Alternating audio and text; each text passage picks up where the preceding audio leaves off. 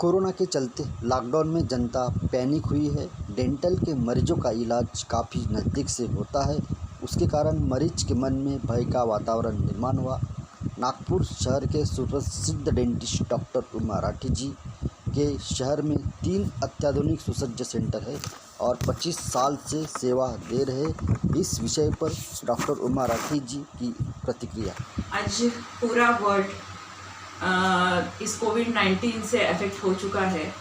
इस अफेक्शन में हर इंसान अभी एक फियर साइकोसिस से जा रहा है, जिसमें हम बाहर घूमें या नहीं घूमें, ये खाएं या नहीं खाएं, डॉक्टर के यहाँ जाए या नहीं जाए। उसी तरीके से डेंटिस्ट के यहाँ आने से ये जो फियर साइकोसिस है वो और भी ज़्यादा बढ़ गया है।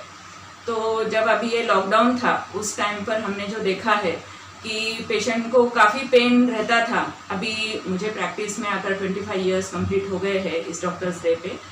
तो उस दिन जैसे हमने देखा है कि मेरे जो पुराने पेशेंट्स भी हैं, उनको जबकि हर चीज़ पता है कि क्लिनिक में काम कैसे होता है, किस तरीके से स्टरलाइजेशन का पूरा ध्यान रखा जाता है, फिर भी उनका सबसे पहला सवाल यही रहता था कि मैम ये प्रॉब्लम है और इस ट्रीटमेंट के लिए हम आए या नहीं आए। तो जब तक काफ़ी फियर था, लॉकडाउन था, तब तक हमने ऐसे ही प्रैक्टिस की है कि आप हमें फ़ोटोग्राफ भेजिए, उसके ऊपर से हम आपको क्या ट्रीटमेंट दे सकते हैं वो देखते हैं। बट डेंटल में काफ़ी ट्रीटमेंट्स ऐसे हैं कि सिर्फ आप मेडिकेशन देकर उनको नहीं क्योर कर सकते हैं। So we have to start with our work. तो फिर हमने अपना वर्क शुरू किया है। तो अगर आप पूछेंगे कि ये कोविड-19 एक वायरस है और इसकी वजह से ये फियर साइकोसिस है, ऐसा नहीं है। Dentistry and oral cavity is full of other viruses and bacteria. Till date also we have work, you can say in full of microorganisms.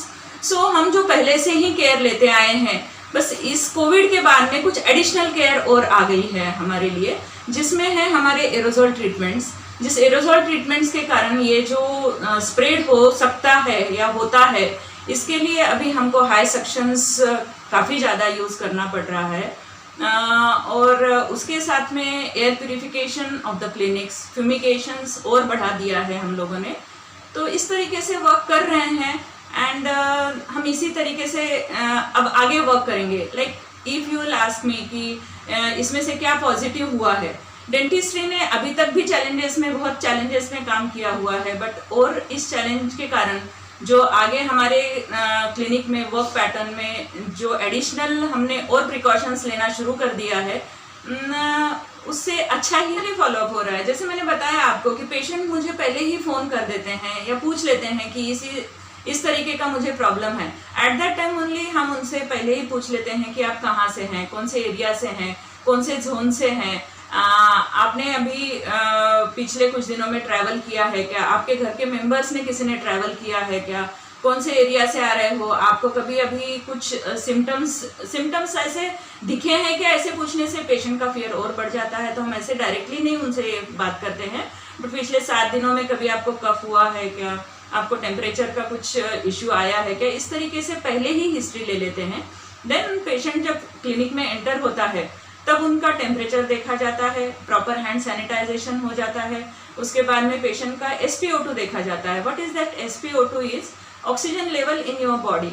सो अगर वो काफ़ी कम लेवल में है, अभी वो काफ़ी कम लेवल में अस्थमैटिक पेशेंट्स में भी रहता है, बट अभी अगर कम है तो फिर से हम और सजग हो जाते हैं पेशेंट की हिस्ट्री के ऊपर और फिर पेशेंट को कन्विंस करने की कोशिश करते हैं कि इस तरीके से आपका SpO2 कम है, तो आज नहीं, हम पोस्टपोन कर रहे हैं आपके ट्रीटमेंट्स। फिर उनको मेडिसिन ट्रीटमेंट देते हैं first and then we take them on to the chair after the second checkup of them. Old age patients हैं, उनके रिलेटिव्स हमको फ़ोन करके पेशेंट के बारे में पूछते हैं कि क्या कंप्लेंट चल रही है, तो हम पहले ही उनको बोलते हैं कि आप उनका एक एक्स्ट्रा ओरल इंट्रा ओरल जो फोटोग्राफ है वो मुझे भेज दिए।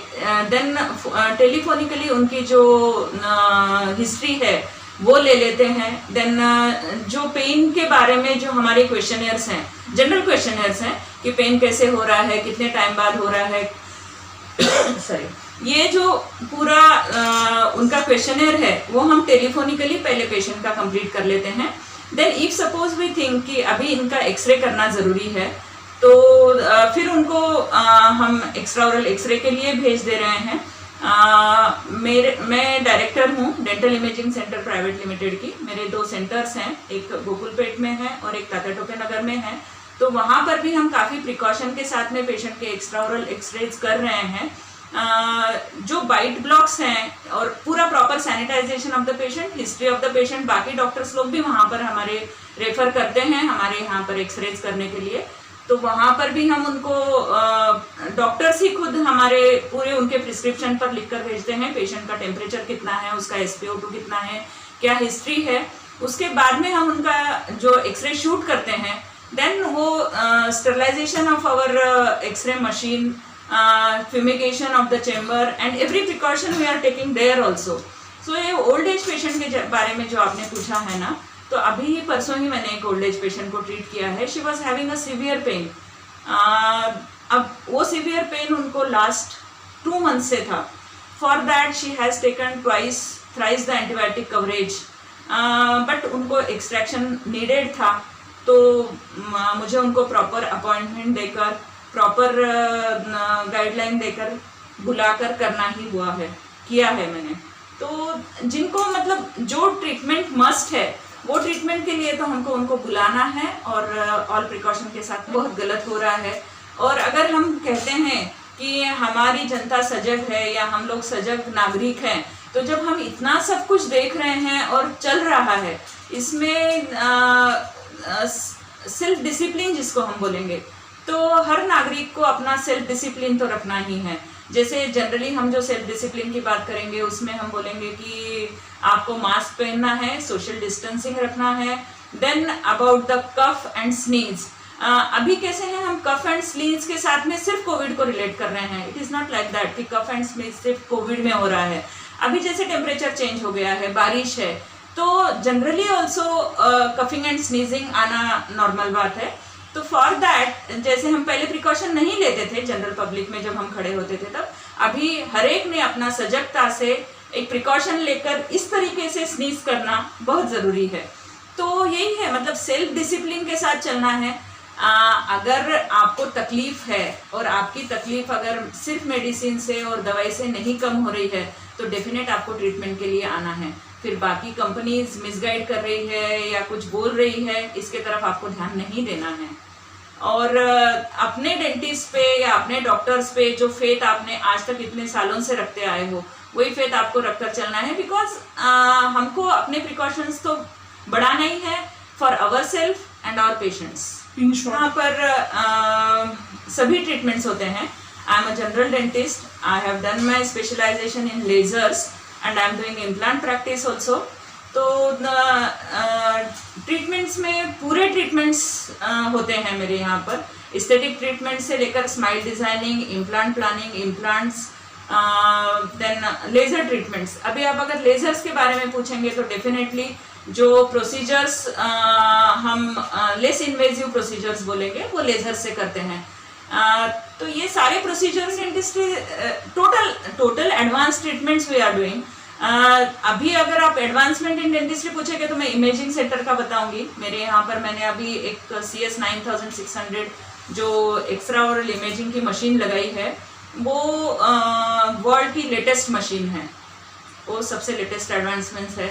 और क्लिनिक में लेटेस्ट एडवांसमेंट्स में अभी जो कोविड रिलेटेड जो ICMR के जो गाइडलाइंस आए हैं, उस हिसाब से जो सारी चीज़ें यूज़ करना है वो सब Marathi dental care centre and dental imaging centre के डायरेक्टर।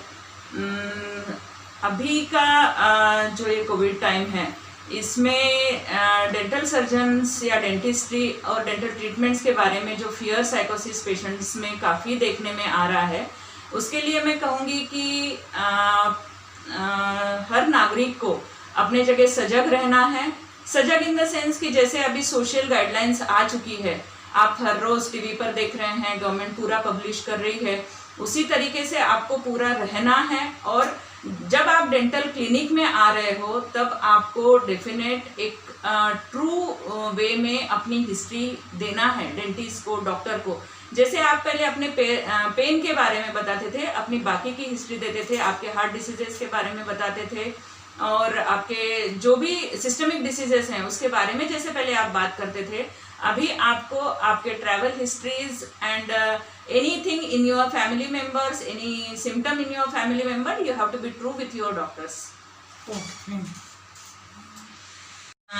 जो आज हमारे फ्रंटलाइन वॉरियर्स हैं उनको सबको मैं धन्यवाद देना चाहूँगी।